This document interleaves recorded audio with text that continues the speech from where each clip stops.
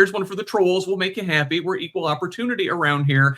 I don't think the Democrats get this either, that we are in a class war, and it is not time for stupid, silly, partisan crap. So let's Scott, look at some. Can I just say this real fast? This is just my opinion as the only female sitting on this panel, right? But how you treat your women, your children, your elderly, and your disabled is a direct reflection of the health of your society. And we are unhealthy. Yeah, absolutely. Absolutely well said. And so, yes, segueing in, Democrats are part of that sickness. Okay. Like we, and I say we because I am a registered Democrat, and it is like being Charlie Brown and with Lucy in the football. You all know the routine.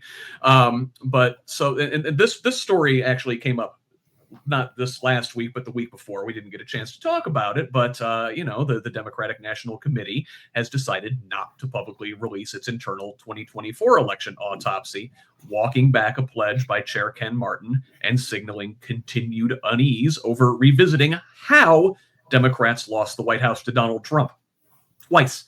The report, based on hundreds of interviews nationwide, identifies structural weaknesses, including outdated data systems, ineffective organizing metrics, losses among young voters, and defensive positioning on immigration and public safety, but avoids publicly assigning blame or naming specific campaigns or leaders or high-paid consultants.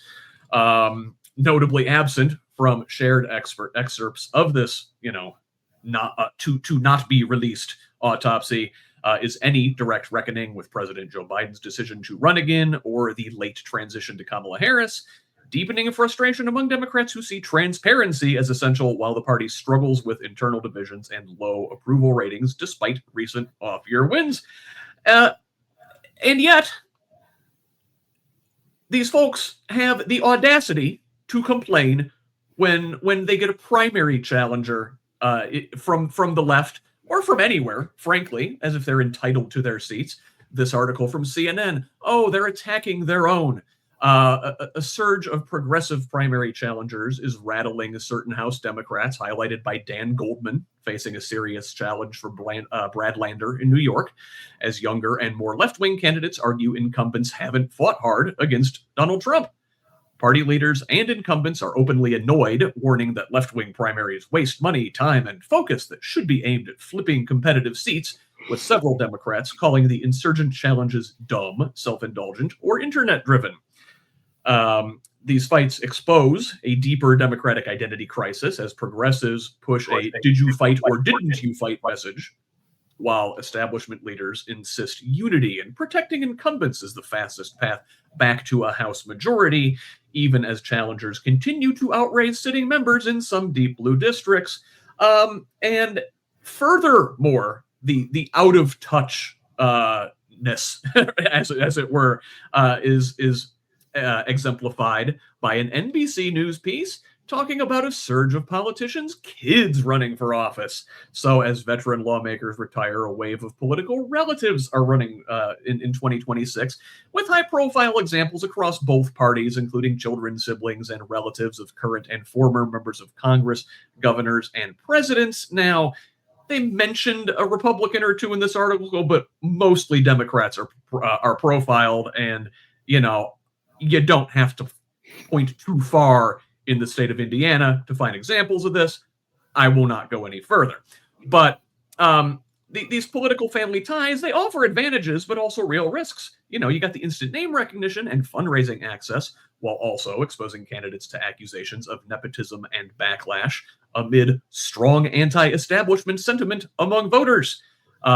Many of these political scions are trying to distinguish themselves from their famous relatives, sometimes publicly breaking with them on policy or strategy, as they argue that it's elections, it's voters, not lineage, ultimately determining legitimacy in this more skeptical and volatile environment. And I would like to point out something my favorite Hoosier author, Jared Yates Sexton, wrote on his Substack this morning, or not this morning, but earlier this week. And I don't care who you are or where you came from or what your name is, but every person, and I'm quoting Sexton now verbatim, every person running for office in either 2026 or 2028, if there are even elections, needs to do a few things.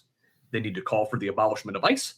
They need to make reform a central plank in their platform. They must call for taxation of the wealth class that has tried to destroy democracy and an end to historic inequality, reestablishment of voting protections and civil liberties, and they must wholeheartedly and full-throatedly promise to hold these criminals accountable.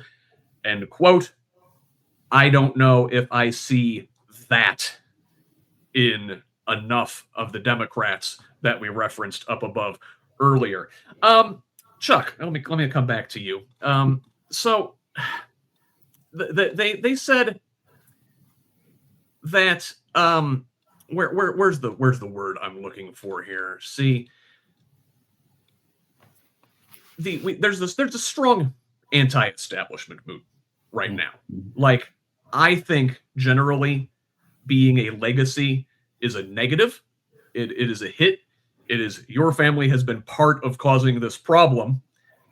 Do you think being legacy is disqualifying, a handicap, or a plus?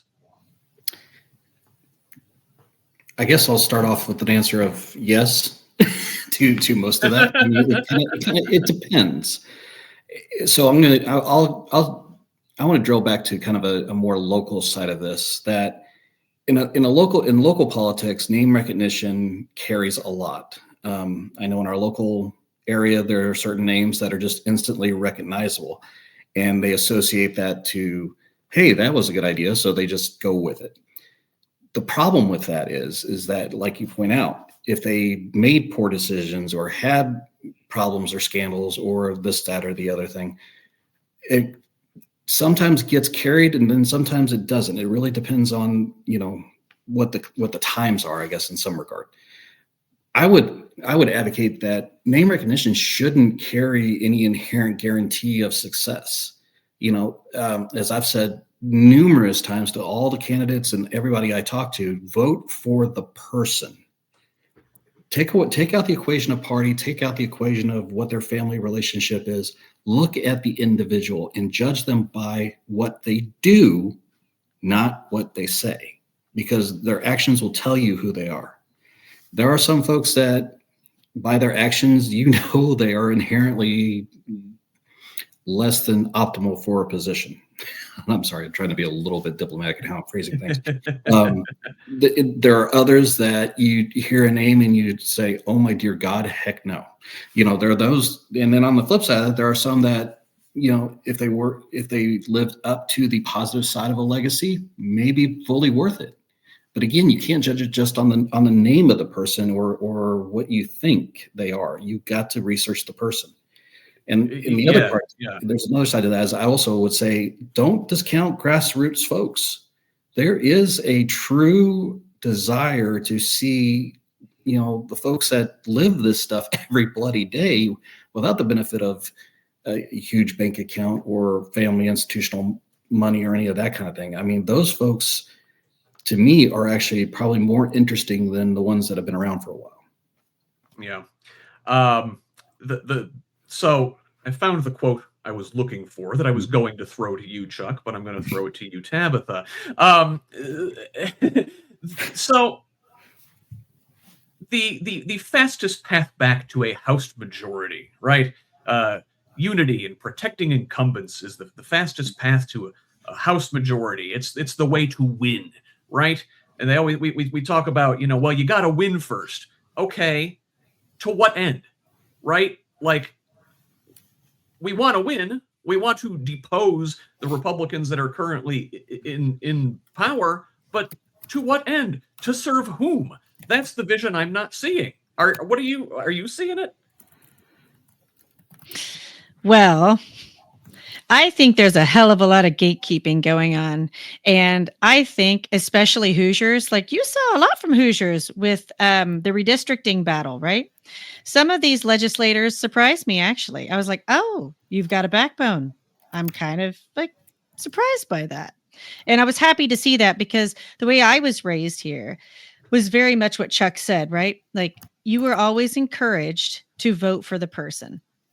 And now that I'm a parent, I've taken all those lessons that I've learned from my family as I've gone along. And I'm trying to think, like, how can I best, be a role model for my nieces and nephews and my kids, for example. And I always go back to things that my grandpa used to say. And he always used to say things like Chuck said, watch what they do, not what they say. Watch the ways that they give back to their community. And I think there are candidates out there right now really hitting the pavement. And I'll go farther with that too. What I want to see and the type of person that I'm going to vote for 100% of the time is going to have some sort of a backstory, even if it's a little muddy, right? Like there's going to be some type of grit in there, some self-determination towards a greater good. And that's not self-serving, right?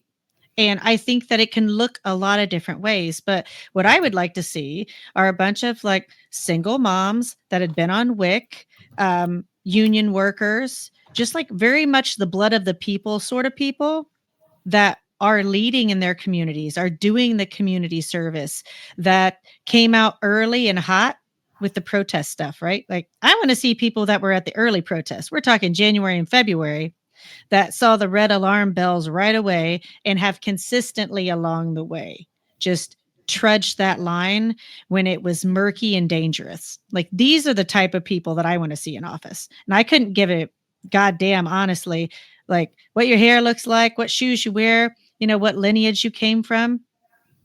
I just don't care. Like, I don't think those people accurately represent the struggles of the populace. And I think that both parties are like missing the forest for the trees here, because normal people that are sitting around their dining room tables having conversations about these people, they're saying the same things that we're saying. They may not be saying it out loud, but they're saying it. Yeah. Yeah. Jesse, what do you think is in this autopsy that they don't there's a battle happening right now, and the battle is for the soul, if there still is one, of the Democratic Party. And we have people like Blythe Potter. We have people who are exactly the folks that Tabitha just mentioned, the people who are just rank and file, regular ass people, just normal folks who see what's going on in this country and are willing to commit a bunch of personal sacrifice in order to try to put it in the right track. And then we have people who just like snap their fingers and receive the $500,000 from out-of-state billionaire donors and think that they could marginally improve things based on how far to the right that the status quo has gone. And, there's a commonly known among socialists anyway, ratchet effect, right? Where Republicans pull things to the right, Democrats move things a little bit moderately to the left, Republicans pull things further to the right, Democrats move things moderately to the left. But you look at, like ever since Clinton killed welfare in the 90s, ended welfare as we know it, we've been moving into this right-wing dystopia ever since. And why is it in my benefit if the Democrats control the House, if these Democrats are people who want a continuation of this bizarre historical aberration that the current right-wing system is? This is not normal. This is not in my best interest. It's not in my neighbor's best interest. So if you're not, I don't care what your party is. I can't imagine a Republican ever, pushing for the things that I want. But no matter what, little letter next to your name on the ballot is, I want to see you. I think Jared Yates Sexton put it well. We need to be absolutely jailing the people who did this. I mean, we need Nuremberg trials, and I'm not kidding. Like we need people to be thrown in prison for life, for what has happened here. There's just been flagrant, intentional disregard for the rule of law, and people have died from it. So many people have been immiserated, but in the mid-2020s, after the pandemic relief went away, Democrats oversaw the largest increase in poverty in my lifetime by just cutting those programs. And Democrats were full-throated in cutting them. It wasn't like this losing battle where we're fighting against the Republicans. They were on the side of big capital who cared more about corporate profits than they did child poverty. And those people are not in my party. I'm a lifelong Democrat. I've never voted for another party in my life. I'm an elected Democrat. And those people, I don't want in the party with me. I want to shrink the tent, because as long as we keep these kind of traitors and backstabbers in our party, why would anyone vote for us? You look at the opinion polls and you look at the support ratings for Democrats, it's in the toilet, and it deserves to be, because we have people within this party who are Trump's biggest enablers and who are just normalizing and accommodating this fascism. And I want them out. I want them gone today.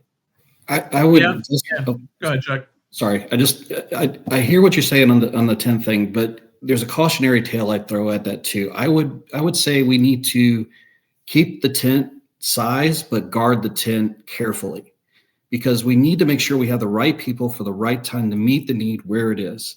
And if we don't have those folks, those candidates meeting the need where the voters need us to be, then yeah, we're not, we don't deserve to be voted for.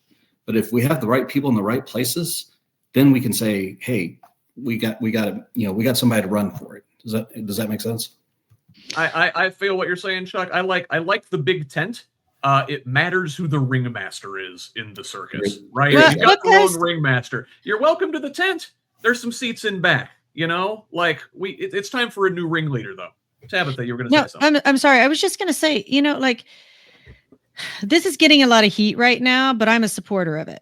So there's sort of this rebirth of the matriarchy happening, and there are more women stepping forward. And I think there needs to be, because, women do actually protect everybody, because we're mothers and sisters and all that sort of thing, especially mothers or, caretakers within the disability community. They are seeing a totally different thing still than what everyone else is seeing, right? So if the attack is against the least of those, if you will, these people are like red hot on the issues, and they really see the danger flares, right? So for me, I'm going to be digging deep into the money, because I think if you follow the money, it tells you everything. So, doesn't matter, like Jesse was saying, Republican, Democrat, Independent. If you can track and see, oh, this person's gotten 500,000, $1 million from this person, like, who are they beholden to? Are they beholden to the people or the corporation or the person that gave them that money? I mean, I just think it's just very, very clear to people, and they don't want that. Yeah. Sorry, I just want to clarify one comment I made. Yes, I said shrink the big tent, but that's shrink this very large elite access only gate to the tent, right? Because the tent can only be so big. There are only so many seats in the state house and the city council and Congress. And while all of them are being held in reserve for rich white guys, then the people that Tabitha just mentioned, how many disabled people do we have in Congress? How many people of color? How many indigenous people? How many immigrants, right? Immigrants represent a pretty large share of our society. We should have a pretty large share of immigrants in our Congress. How many people working blue collar jobs, right? So when I say shrink the big tent, I mean specifically stop giving them the all access VIP pass that lets them into the tent first, right? No, That's what I'm saying. 100%. And again, Tabitha hit on something very vital to me. And I've said this many times, and I've caught flack for it a little bit, that I agree. We need to have more women in leadership positions. Absolutely. And we need to have people in leadership positions that actually represent who we are as a people of our country and of our county, of our cities.